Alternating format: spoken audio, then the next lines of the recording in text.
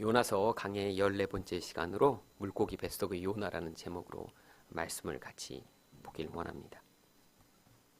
이 요나서는 많은 사람들이 이제 구약에 나오는 선교의 책이라고 생각을 합니다. 이방인을 향한 하나님의 관심과 사랑이 물론 이 요나서에 잘 담겨 있습니다. 하지만 이 요나서는 더 궁극적으로는 하나님의 백성을 하나님이 어떻게 변화시켜 나가시는지를 보여주고자 기록된 책입니다. 그렇기 때문에 이 한 절 한 절 이 요나의 모습을 또 하나님이 어떻게 개입하시는지를 통해 하나님의 백성의 인생 가운데 나타나는 그 하나님의 섭리적 개입과 또 우리를 하나님 백성처럼 만들어 가시고자 하는 그 하나님의 목적이 어떤 식으로 나타나고 있는지를 우리가 알 수 있습니다. 오늘 이 한 절에도요, 하나님이 성도를 변화시키시기 위해 어떤 식으로 우리 인생에 개입하고 계신가를 살펴볼 수 있습니다. 첫 번째로 하나님은 권능을 보이심으로 성도를 변화시키십니다. 오늘 17절에 보시면 그냥 물고기가 아니라 큰 물고기라고 나옵니다. 많은 사람들은 그래서요, 이 물고기가 고래나 혹은 다른 종류의 그런 아주 고래와 비슷한 큰 물고기라고 생각을 합니다. 하지만 여기 나오는 이 큰 물고기라고 하는 단어는요, 단순히 이렇게 고래 같은 그런 물고기가 요나를 삼켰다라는 것을 보여주기 위한 게 아니라 하나님의 권능이 어떤 것인가를 보여주고자 사용된 것입니다. 이 요나서에는요, 이 큰이라고 하는 히브리어로 가돌이라고 부르는데요, 이 단어가 14번이나 사용됩니다. 이 단어들은요, 하나님의 사랑, 또 하나님의 권능, 또 그런 하나님의 크신 권능과 사랑에 대한 사람들의 반응을 보여주기 위해 일부러 반복해서 사용되고 있는 단어입니다.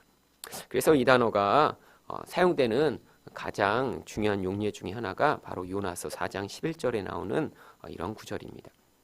하물며 이 큰 성읍 니느웨에는 좌우를 분별하지 못하는 자가 12만 명이요 가축도 많이 있나니 내가 어찌 아끼지 아니하겠느냐 하시니라.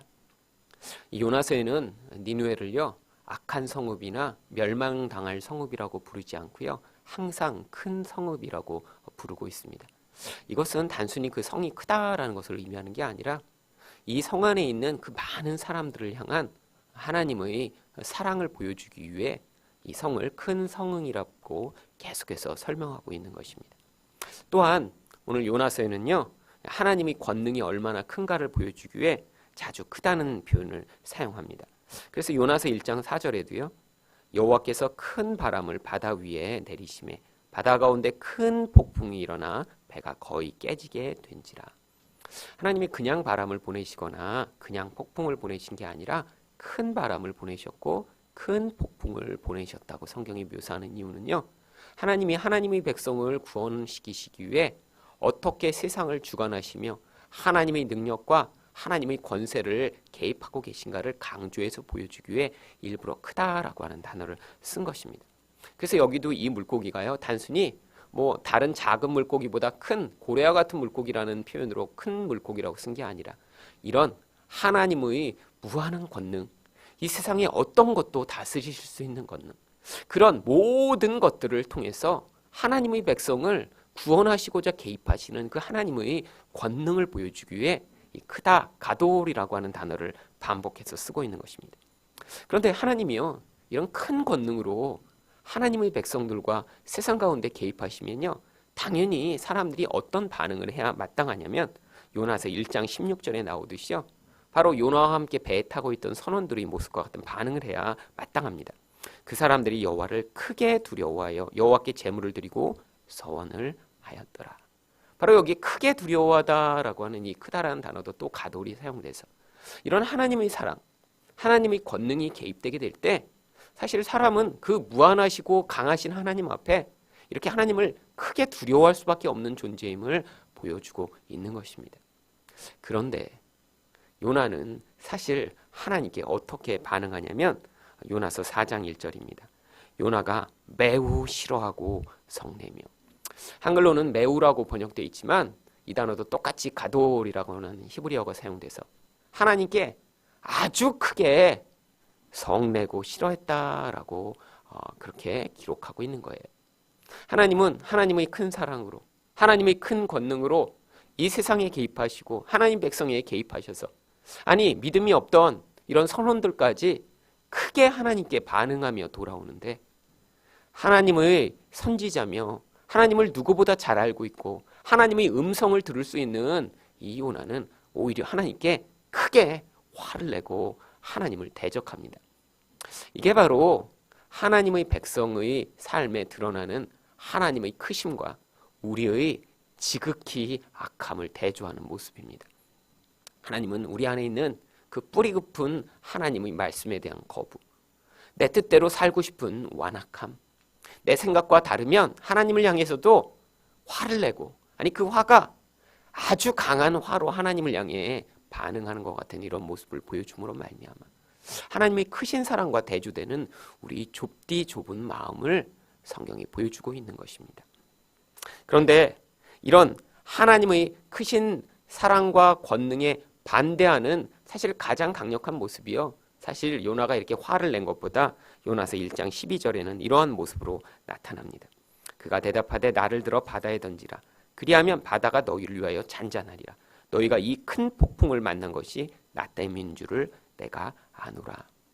사실 요나가 여기서요, 나를 바다에 던지라라고 이렇게 이야기한 것은요, 이 선원들이 너무 걱정돼서 나라도 이렇게 희생을 해야 이들이 살겠구나라고 해서 바다에 던지라고 한 것도 아닙니다. 아니 하나님 앞에 너무 죄송스러워서 내가 이렇게 하나님을 반역했으니까 내가 이렇게 죽어야 마땅한 존재야 라고 생각해서 바다에 던지라고 한 것도 아닙니다. 하나님이 이렇게까지 바다까지 쫓아와 자기를 괴롭히고 자기를 막아서는 그 하나님에 대해 너무너무 화가 났기 때문에 결국 자기를 차라리 하나님 앞에서 죽여서 하나님이 원하시는 뜻대로 하지 말려고 그렇게 바다에 던지라고 한 것이죠. 이게 바로 하나님이요, 우리 인생에 개입해 오실 때 나타나는 우리 근원적인 그런 모습입니다. 처음에 사실 예수를 믿을 때는요, 마치 선원들처럼 하나님이 나를 사랑하시고 하나님이 은혜를 베푸시고 하나님이 이렇게 놀랍게 크신 분이라는 사실 때문에 감탄하고 하나님께 경배하게 되는 그런 경우가 많이 있습니다. 사실 근데 신앙이 성숙해 갈수록요, 하나님이 우리 인생에서 요구하시는 게요, 너무너무 귀찮고 너무 싫고 내 뜻과 내 원하는 대로 내 인생을 주관하시지 않는 것에 대해서 반박하는 그런 마음이 생기는 경우가 많이 있습니다. 그런데 하나님이요, 포기하지 아니하시고요, 계속해서 우리 인생을 찾아오셔서 개입하십니다. 그리고 그 과정을 통해 우리가 얼마나 하나님의 크심과 반대되는 그런 작고 초라하고 강팍한 존재인가를 드러내시고자 하는 것이 하나님이십니다. 또한 하나님은요, 하나님 백성을 구원하시기 위해 어떻게 개입하시냐면 두 번째로 하나님은 섭리적으로 개입하십니다.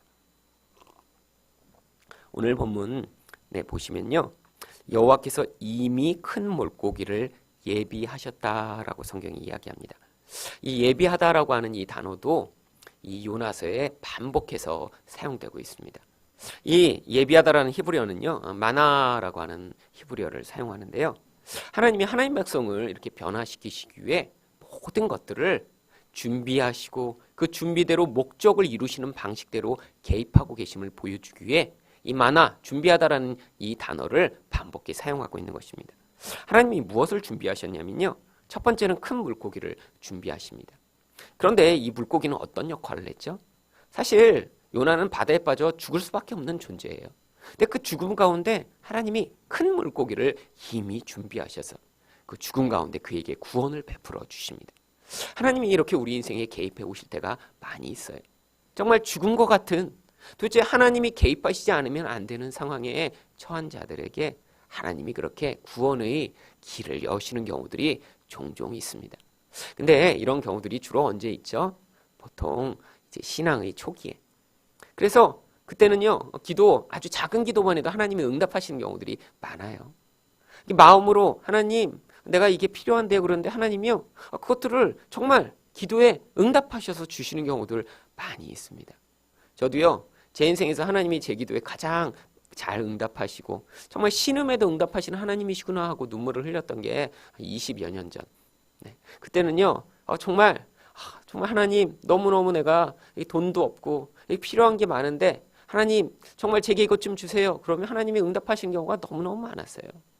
어떤 날은 정말 돈이 없어갖고 이제 구두가 다 빵꾸가 나왔고 비 오는 날인데 바닥에 다 물이 철철 해갖고 과외집을 가야 되는데 이 구두가 다 젖어버린 거예요, 양말이랑. 근데 굉장히 곤란하더라고요. 남의 집에 들어갔는데 그 젖은 양말로 들어갈래니. 그래서 마음에 하나님, 저도 이렇게 돈이 좀 풍족해서 좋은 구두, 물 안 새는 구두 좀 샀으면 좋겠어요. 그런 마음으로 그 이제 과외집에 들어갔더니 그 과외 하시는 집의 이제 아저씨가 기다리시다가 저를 보더니 갑자기 그러는 거예요. 학생, 내가 지난주부터 학생 오기를 기다렸는데 지난주엔 시간이 안 맞았네 하면서 갑자기 가슴에서 구두표 하나를 꺼내시더니 구두표를 주시더라고요. 근데 그게 얼마나 감동이 되든지요. 와, 하나님이 여기 구두를 예비하고 계셨구나. 내가 이렇게 가면서 하나님 정말 구두가 필요해요 그랬더니 나한테 꼭 필요한 걸 주셨구나. 그런데 이제 그때 그 구두표를 가지고 그래서 이제 금강 그 구두점에 갔습니다. 여기는 아마 못 들어보셨을 거예요. 그래갖고 제가 이 물 새는 구두였으니까 이제 물 안 새는 방수 구두를 찾았어요. 왜냐하면 비 오는 날에도 이렇게 구두가 이제 물이 안 새야 좋을 거 아니에요. 그래갖고 있대요. 그런 구두가 물이 절대 안 새는데요. 이 구두는. 그래서 이제 그 구두를 샀습니다. 야, 정말 신났다. 근데 또 이게 문제가 있더라고요. 물이 안 새니까요, 바람도 안 통하는 거예요. 그래갖고 비 오는 날은 너무 좋은데 평소에 신고 다니니까 바람이 안 통하니까 발이 그냥 열이 차갖고요. 막 발 아래서 조금만 걸으면 막 불이 나는 것 같은 거예요.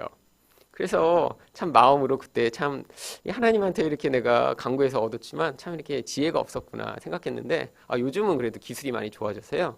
이렇게 물은 안 들어오는데 바람은 통하는 그런 방수 구두들이 나왔더라고요. 네. 벌써 20년 전이니까 그런 일이 있었습니다. 여러분, 하나님이요, 우리 인생 가운데 이렇게 정말 죽음 가운데 그런 구원의 수단을 베푸실 때가 있습니다.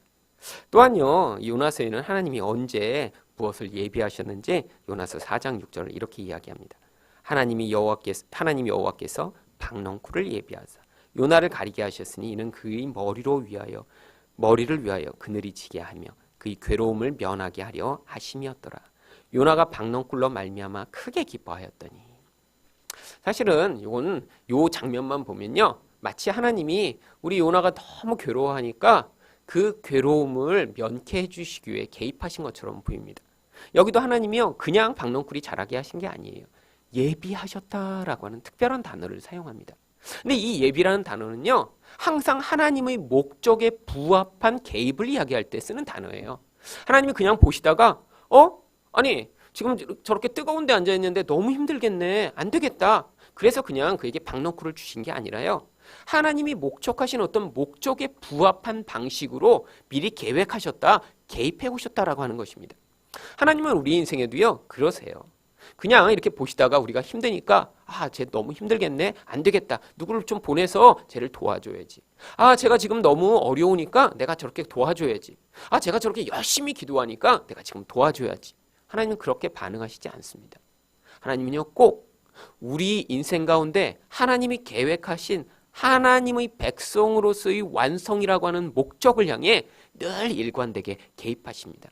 이런 개입을 신학적인 용어로 섭리적 개입이라고 불러요. 하나님이 그래서 어떤 때는요, 우리가 간절히 기도해도 응답 안 하시는 것처럼 보일 때가 있는 거고요. 어떤 때는요, 하나님이요, 내가 원하는 방식대로 개입하시지 않고요, 하나님이 원하는 방식대로 개입하시는 것입니다.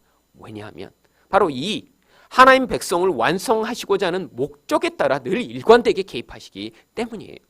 여기서도요, 단순하게 보면 요나에게 더위를 피하게 하기 위해 개입하신 것 같지만 그렇지 않습니다. 궁극적 목적으로는요, 하나님의 크신 사랑에 대비되는 그 요나의 좁디 좁은 자기 중심적 모습을 폭로하시고자요, 이런 방식으로 개입해 오신 것이에요. 요나가 여기서 너무 기뻐하던 이 장면, 왜 이렇게 기뻐했죠? 바로 자기 편리가 자기에게 확장되었기 때문입니다. 내가 안락하기를 원했는데 그 안락이 주어졌어요. 하나님이요, 때로는 우리 인생에서 이렇게 우리가 원하는 안락을 주실 때도 있어요. 그런데 어떤 때는 또 안 주시기도 해요. 그게 하나님이 변덕스럽거나 하나님이 내가 기도를 많이 해서 어떤 때는 그렇게 안락함을 우리에게 주시고 어떤 때는 그렇지 않으신 게 아니에요. 하나님이요 다 목적이 있으셔서 그런 것입니다. 때로는 우리 인생에도요 이렇게 평안한 기간을 주실 때가 있어요. 그런데 때로는요 하나님이요 고통스러운 과정을 지나가게 하실 때가 있어요. 그런데 이게 다 하나님이 예비하신 가운데 있는 것입니다. 어떤 목적을 위해서요? 우리를 하나님 백성으로서의 완성된 목적을 향해 그렇게 변화될 수 있도록 말이죠. 그래서요 이런 개입이 그 다음에 어떤 개입으로 이어지냐면 요나서 4장 7절입니다. 하나님이 벌레를 예비하사 이튿날 새벽에 그 박넝쿨을 갉아먹게 하시니 시드니라. 하나님은요 박넝쿨이라고 하는 잠시의 안락을 또 금방 뺏어갈 수 있는 벌레조차 예비하시는 분이십니다. 하나님은 1장에서요 아주 큰 그런 규모로 요나 인생에 개입하세요. 하나님이요 큰 바람을 막 부세요. 하나님이 큰 폭풍을 보내세요. 또 큰 물고기를 준비하세요. 그런데 4장에 가니까요 하나님이 이젠 아주 나무 한 포기에 불과한 그런 박넝쿨 하나를 자라게 하시고요.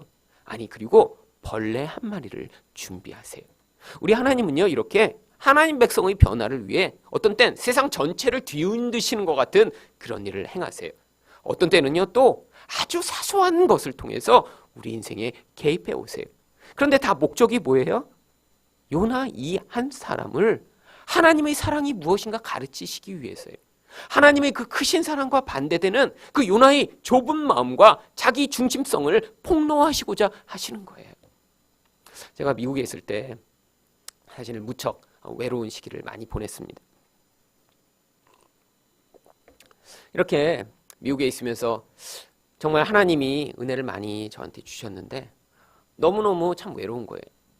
아무도 나를 알아주는 사람도 없고 또 아무도 인정받지도 못하고 나는 너무 무능하고 정말 내가 할 수 있는 게 여기서 무엇일까 이런 생각이 들고 정말 그런 생각이 있는데 이제 거기서 저를 아는 사람들 가족에게 저희 가족의 상황을 알리기 위해 이제 싸이월드에다가 홈페이지를 만들고 거기에 이제 글을 쓰기 시작했습니다. 그런데 한번 어쩌다가 제가 이제 밤에 이제 글을 쓰다가요 너무 막 눈물이 나오면서 글이 써지는 거예요. 그래서 이 유학의 슬픔과 아픔, 이 정말 자기 부인의 과정을 눈물로 이제 거기 글을 썼습니다.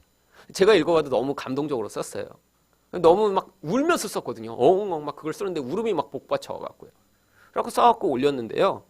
그게 정말 그런 마음이 담긴 글이니까요. 굉장히 많이 이제 퍼졌습니다. 웬만한 유학을 준비하는 이런 카페에 다 그 글이 퍼지고요. 그래서 예수 믿지 않는 사람들도 저는 이제 거기서 하나님이 유학을 통해 도대체 무엇을 하시는지 또 유학이라는 게 어떤 의미인지 그냥 정말 하나님 이야기를 쓴 건데도 예수 믿지 않는 사람들도 그 글을 퍼가서 자기 뭐 블로그에 올려놓고 그랬어요. 그리고 이제 이지선 자매 화상당에 이렇게 그 미국에 지금 유학 중인 그 자매도 자기 블로그에다 제 그걸 퍼가갖고 이 김일승 목사님의 이 유학에 가는 글 자기가 읽은 것 중에 제일 감동적이라고.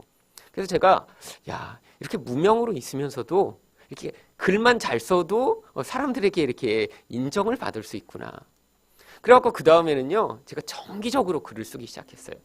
또 이제 다른 글들도 이렇게 사람들에게 좀 퍼졌으면 좋겠다. 근데 이제 그런 감동이 없는 거예요. 그때 한 번 그랬지. 그래도 사람들이 이제 제가 글을 쓰면 거기다 와서 답글을 달고 그랬습니다. 뭐 목사님 은혜로워요. 그래서 이제 그거 보면서 제가 이제 일주일에 꾸준히 내가 하나씩 써서 이렇게 올리면 이것도 훈련이고 연습이다. 그런데 이제 그게 한 2, 3개월 됐을 그 무렵 그래서 다시 이제 싸이월드에 가서 글을 올리고 누가 내한테 답글을 달았는지 보려고 하는데 싸이월드가 안 열리는 거예요. 근데 이제 그때가 마침 이제 12월 25일쯤 되는 크리스마스 무렵이었습니다. 그때가 되니까 이제 더 이제 외로운 거예요. 뭐 방학이 돼서 학교에도 아는 사람도 별로 남아있지 않고 뭐 여행 가고 한국 가고 우리 가족만 있고 이렇게 한데 거기서더라도 이렇게 누군가 멀리서 목사님 뭐 크리스마스에 어떠고 뭐 이렇게 좀 답글이라도 좀 달고 응원하고 그런 걸 좀 보고 싶어서 들어가려는데 안 되는 거예요. 그래서 왜 그렇지?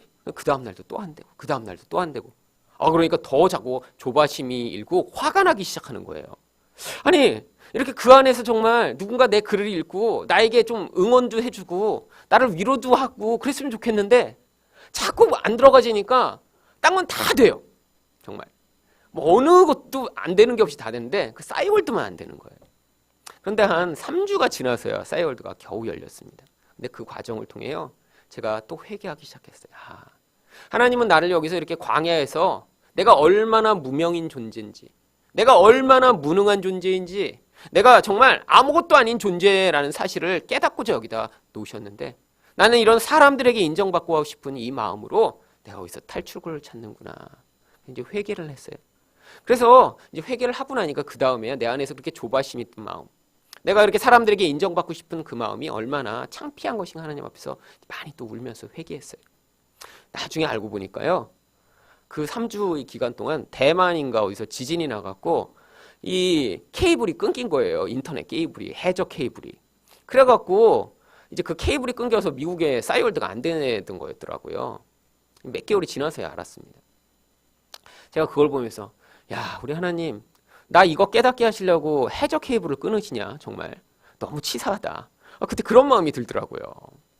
물론 뭐 저 때문에 해저 케이블을 끊으셨겠어요. 하지만 마치 요나처럼요. 어떤 때는 이렇게 큰 규모로 우리 인생에 개입해 오시기도 하고요. 어떤 때는 벌레와 같은 작은 것을 통해 또 우리 인생에 개입해 오세요. 하나님이 일관된 목적은 무엇이라고요? 바로 우리 안에 있는 이 좁은 마음, 하나님을 의존하지 못하는 죄악, 나를 드러내고 싶은 마음, 사람에게 인정받고 또 다른 것을 의존하는 마음을 다 드러내시고 하나님의 마음, 하나님만 의존하는 그런 영혼을 가진 자로 만들어 가시고자 하는 일관된 목적으로 개입해 오시는 거예요. 그 다음에 또 하나님이 무엇으로 개입하시죠? 요나서 4장 8절입니다. 해가 뜰 때 하나님이 뜨거운 동풍을 예비하셨고 해는 요나의 머리에 쪼임에 요나가 혼미하여 스스로 죽기를 구하여 이르되 사는 것보다 죽는 것이 내게 나으니이다 하니라. 하나님은 또 뜨거운 동풍을 예비하십니다. 요나가 가지고 있던 유일한 보호책이라고 생각했던 박넝쿨이 사라져버리고 이제 하나님이요 뜨거운 동풍으로 요나의 머리에 부세요. 얼마나 괴로웠으면 죽기를 간구합니다. 여러분, 근데 사실 그 박넝쿨 원래 없던 거예요.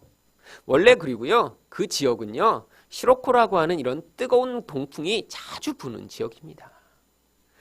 그런데 하나님이 잠시 은혜를 베푸셨다가 그게 제거되고 나니까요 그 자기 편리가 사라진 것 때문에 정말 죽고 싶을 정도의 그런 마음이 표출되기 시작한 것이죠. 여러분, 결국 무엇으로 만듭니까? 요나를 완전하게 무기력하게 만드는 거예요. 하나님이 우리 인생을 이렇게 힘이 빠지도록 완전히 무기력하게 우리 인생에 개입해 오실 때가 있어요. 왜죠? 여러분, 우리 인간이란 존재는요 하나님처럼 되고자 선악과를 따먹기 때문에 그 이후에 계속해서 나타나는 경향성이 무엇이냐면 하나님을 의존하기보다는요 나의 편리와 나의 능력과 나의 인정을 계속해서 의지하며 그것으로 자기가 하나님인 것처럼 생각하려고 하는 시도가 우리 안에 끊임없이 나타나는 거예요. 그래서 하나님은요 우리 힘을 빼십니다. 우리가 이렇게 무기력한 존재가 되도록 어떤 때는 허용하세요. 우리 인생에서 그래서 내가 이전에는 나의 힘이라고 삼던 것, 내가 이전에는 그것을 가지고 나를 사람들 앞에서도 괜찮은 존재인 것처럼 드러내던 그 모든 것 다 힘이 빠지고 하나님 앞에서 하나님 그런 거 아무것도 아닙니다. 저는 하나님의 뜻대로밖에 살 수 없는 존재입니다라고 하는 그 하나님의 뜻을 받아들일 수 있는 자리까지 하나님이 무기력하게 끌고 가시는 거예요. 여러분, 요나 인생에 개입하신 대로 우리 인생에서도 하나님이 이런 예비하신 대로 개입하십니다. 이것이 무엇이라고요? 섭리적 개입이고요. 이건 요나 때부터 지금까지 일관되게 하나님이 하나님 백성을 바꾸시는 방법으로 개입해 오시는 거예요. 여러분, 그렇기 때문에 우리는 오히려 더 하나님을 신뢰할 수 있습니다. 우리가 더 많이 기도한다고요 상황이 갑자기 변하거나 우리가 더 적게 기도했다고 하나님이 우리에게 고통을 주시는 게 아니에요. 하나님이 어떤 때는요 이런 평안과 행복을 허용해 주실 때가 있고요 어떤 때는 고난과 어려움을 주실 때가 있어요. 그런데 이런 과정을 교차적으로 겪으면서 우리는요 하나님 앞에서 자기 존재의 모습, 하나님과 대조되는 우리의 모습을 계속해서 경험하게 되는 것입니다. 마지막으로 하나님은요 또 어떻게 개입하시냐면요 심판을 지나가게 하시는 방법으로 개입하십니다. 오늘 17절 본문에 보시면요 큰 물고기가 요나를 삼켰다라고 표현하고 있습니다. 이 삼키다라고 하는 단어는요 이 발라라고 하는 히브리어를 사용해요. 근데 이 단어는요, 단순히 원래 물고기가 삼키고 할 때 쓰는 단어가 아니라 하나님의 무서운 심판을 보여줄 때 쓰는 단어입니다. 민수기 16장 30절을 보세요. 만일 여호와께서 세일을 행하사 땅이 입을 열어 이 사람들과 그들의 모든 소유를 삼켜 산채로 수월에 빠지게 하시면 이 사람들이 과연 여호와를 멸시한 것인 줄을 너희가 알리라. 이 삼키다 말라라고 하는 히브리어는 이런 죽음이 사람들이 생명을 빼앗아가는 것, 고통이 사람들을 파괴하는 것, 심판이 무섭게 임하는 것을 보여줄 때 쓰는 단어예요. 잠언 1장 12절에도 그래서 소울같이 그들을 산채로 삼키며 무덤에 내려가는 자들같이 통으로 삼키자. 죽음이 찾아오는 그런 모습을 이야기할 때 쓰는 단어죠. 물고기가 삼켰다. 단순히 요나를요 그냥 먹잇감으로 생각해서 먹었다라는 표현이 아니라 이렇게 요나의 인생에 이제 무서운 심판이 임했음을 보여주는 것입니다. 그런데 왜죠? 제일 중요한 목적은요, 바로 요나가 그렇게 하나님의 뜻을 거역하고 반역하는 그것에 대한 하나님이 징계, 곧 훈육의 과정으로 이런 심판을 이 땅에서 경험하게 하시기 위해서입니다. 결국 요나는요, 결국 이 한 번의 과정이 아니라 또 반복되는 과정들을 통해 그 인생에 찾아오는 이런 고난의 그런 징계를 통해 그가 변화됩니다. 그런데 하나님이요, 하나님 백성이 이 땅에서 이런 무서운 심판과 같은 과정을 경험하게 하시는 두 번째 중요한 목적이 있습니다. 바로 그것은요, 예수 그리스도의 고난에 우리가 동참하도록 하시기 위한 것이에요. 로마서 8장 17절을 보겠습니다. 자녀이면 또한 상속자 곧 하나님의 상속자요 그리스도와 함께한 상속자니 우리가 그와 함께 영광을 받기 위하여 고난도 함께 받아야 할 것이니라. 오늘 요나가 물고기 뱃속에 삼켜 들어가 있던 기간을 밤낮 3일이라고 표현합니다. 이 밤낮 3일이 어떤 기간이죠? 예수님이 십자가에 달려 죽으신 후에 무덤에 들어가셨던 기간입니다. 바로 하나님은요, 예수님을 우리의 맏아들 예수 그리스도가 바로 우리 큰 형님처럼 우리가 지나가야 될 고난을 그분이 다 담당하시고 우리에게는요 그 과정 가운데 동참함으로 말미암아 예수 그리스도가 당하신 고난이 얼마나 크며 내 죄가 얼마나 무서운 것인가를 이 땅에서 잠시 경험하도록 하시는 거예요. 그래서요 골로새 1장 24절에서 바울은 이렇게 고백합니다. 나는 이제 너희를 위하여 받는 괴로움을 기뻐하고 그리스도의 남은 고난을 그의 몸된 교회를 위하여 내 육체에 채우노라. 자기 죄 때문에 당하는 고난이 아니라 바울은요 그 다른 사람들이 당하는 고난까지 자기가 다 담당하는 그런 큰 사랑으로 예수 그리스도와 같은 모습으로 다른 교회를 위해 그 고난을 무릅쓴다고 이야기합니다. 바로 이게 하나님이 하나님 백성을 향해 요구하시는 거예요.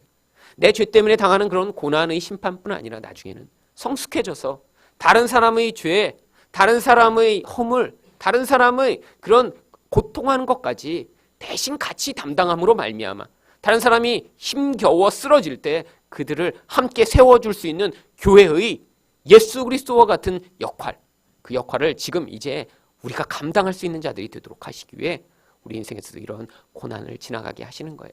그래서요 한국 속담에도 있잖아요. 과부가 과부 사정한다고요.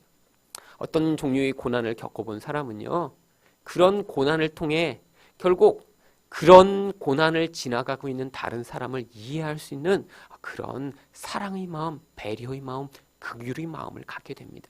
결국 고난을 같이 짊어질 수 있는 사람 누구만 할 수 있어요? 미리 지나가본 사람만 할 수 있는 거예요. 하나님은요 우리 인생에 이렇게 요나의 인생에 개입해 오셨듯이 똑같이 개입해 오세요. 우리가 이런 하나님의 개입을 받아들이고 지금 내 원하는 대로 하나님이 개입하시지 않는다고 낙담하거나 포기하지 말고 계속 하나님의 은혜를 붙드시고 하나님의 일관된 개입을 믿으실 때 여러분 인생이 이런 아름다운 결말로 마무리되는 은혜가 임하게 될 것입니다.